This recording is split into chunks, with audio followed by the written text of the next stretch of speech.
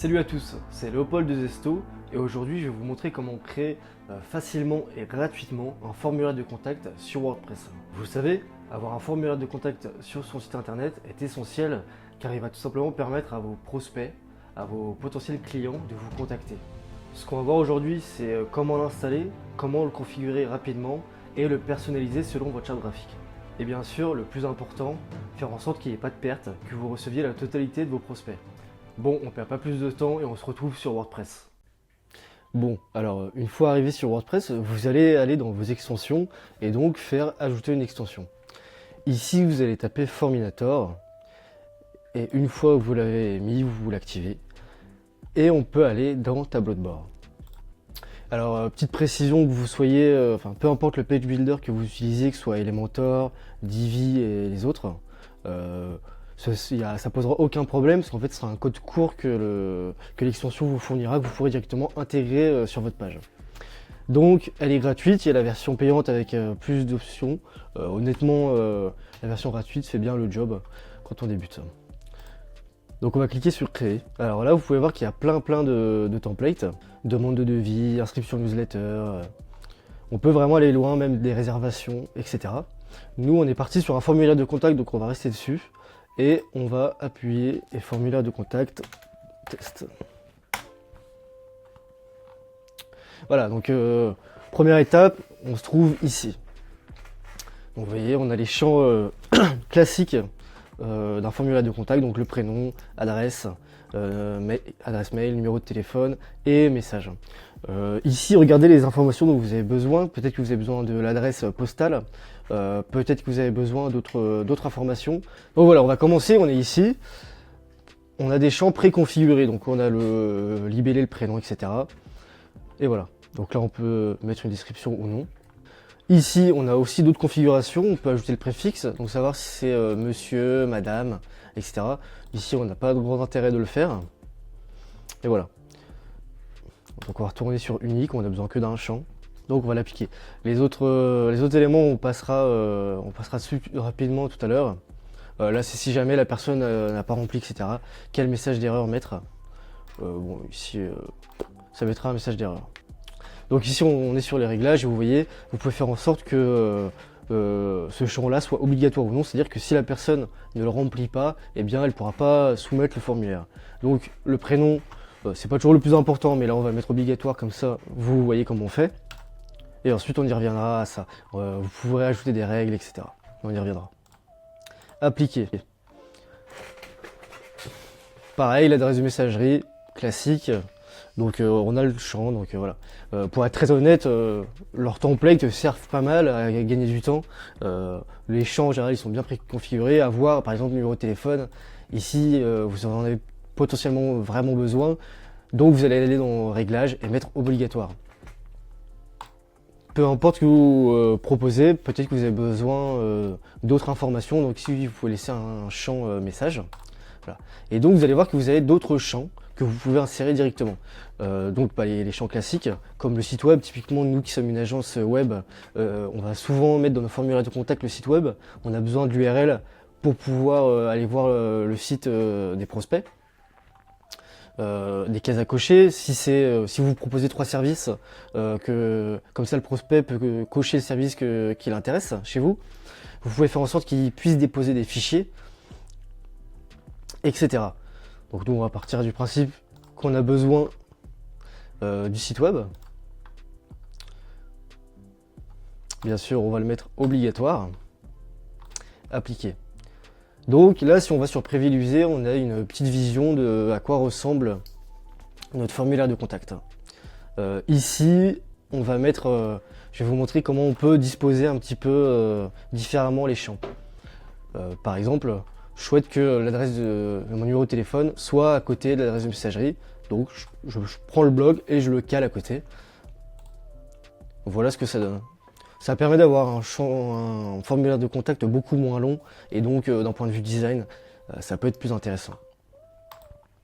Donc voilà pour les premiers champs, je vous laisse aller regarder, si ça se trouve, il peut y avoir des choses qui seraient très intéressantes pour vous, le CAPTCHA, etc. Avant de passer directement à la suite, on va personnaliser le bouton, enfin je vais vous montrer comment le personnaliser, donc c'est ici, envoyer. On peut donc changer ce qu'on va mettre dessus. Par exemple, nous on va mettre recevoir mon audit SEO. Comme ça améliorera le taux de clic et ça vous motivera peut-être plus à remplir le formulaire.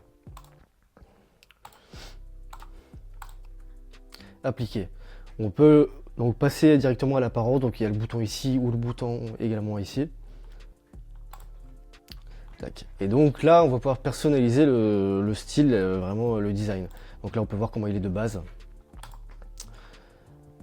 Donc, style de design, ici, on peut choisir à quoi ça va ressembler. Nous, on va partir sur du plat. C'est ce qu'en général, on utilise le plus. Mise en page, par nature, elle est plutôt bonne. Personnaliser les couleurs, j'ai pas personnalisé mon thème WordPress, donc évidemment ici il n'y aura aucune couleur de choisie, donc je vais personnaliser les couleurs. Donc la bordure, il me la faut en noir, sinon on va pas la voir. Couleur d'arrière-plan, je la laisse, je vais regarder. L'arrière-plan, je vais le laisser blanc. Parfait. Parfait. Ça va être tout ce qui va être message d'erreur, etc. Entrée et zone de texte. Je vais mettre une couleur un peu plus foncée, comme ça on la distinguera de l'arrière-plan. Le texte indicatif, pareil, un peu plus foncé, comme ça on pourra le voir. Et enfin la couleur du texte. Le bouton d'envoi, on regarde est-ce que là ça nous convient, etc. Et donc on va la modifier.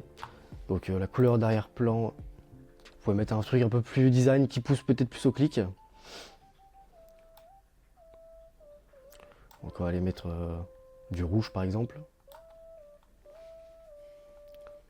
Du rouge un peu plus foncé. Couleur du texte en blanc. Et voilà. Et donc là vous pouvez modifier au survol quand je vais passer par exemple ici. Voilà, ça va modifier un petit peu. Voilà, je vais pas le faire, mais je vous recommande de le faire, sinon on va rien voir. Très important. Utilisez les polices du thème classique, sauf si vous voulez personnaliser encore plus votre formulaire. Et voilà. Vous voulez aller très loin dans la personnalisation là-dessus. Les marges, en théorie, c'est plutôt correct ici, donc on va aller voir ce que ça donne. Je peux quand même prévisualiser. C'est très bien pour moi. Tac, tac, tac, je veux pas de bordure, mais sinon, il suffisait de cliquer ici. Et le CSS personnalisé, vous pouvez rajouter du coup du CSS. Honnêtement, si vous voulez vraiment aller plus loin, c'est pas toujours utile. Voilà, donc on va passer maintenant au comportement. Vous allez voir, ça paraît un peu flou, mais je vais vous expliquer. Donc premièrement, il va y avoir le message qui va être affiché dès lors que la personne va soumettre le formulaire. Classique. Moi, ça me suffit, donc voilà. Validation, c'est des choses qui sont pas très utiles de modifier finalement. C'est plutôt bien configuré ces points-là. Voilà, donc là l'indicateur soumission, pareil. Soumission en cours quand le formulaire est en train de vous être envoyé. Activer le remplissage automatique, c'est si la personne est déjà connectée ou a déjà des champs. Donc ça peut être utile de l'activer. La sécurité, activer la protection. Ça va vous protéger des spams, etc. Donc activez-la, je vous la recommande.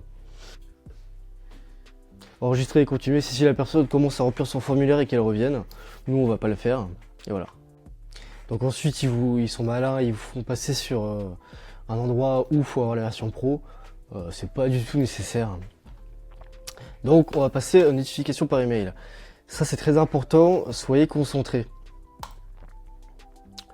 Finalement, ça va être l'email que vous allez recevoir. Et donc là, vous allez avoir l'email de l'administrateur. Nouvelle entrée de formulaire, c'est finalement dès que quelqu'un va remplir le formulaire sur votre site, c'est le message que vous allez recevoir. Donc ici, mettez-le en français et ce message vient du site. Donc ça, mettez-le en français, comme ça vous comprendrez mieux. Ça, c'est l'objet que vous allez recevoir. Destinataire, donc ici, mettez votre adresse. Vous pouvez en rajouter. Pour en rajouter, vous avez juste à faire virgule et là, vous mettez une autre adresse. C'est-à-dire que vous pouvez recevoir sur plusieurs adresses le formulaire qui a été rempli. Vous pouvez aller plus loin, etc. Il y a les conditions, ça peut être intéressant si vous avez différentes personnes ou différents commerciaux par exemple. Là vous pouvez mettre des conditions.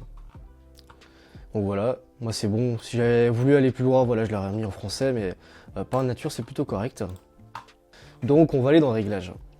On regarde tout ce qui est confidentialité, stockage, etc. On est OK, il n'y a pas de souci. De l'autre côté, tac. Donc là, on fait publier, enfin on le prévisualise avant.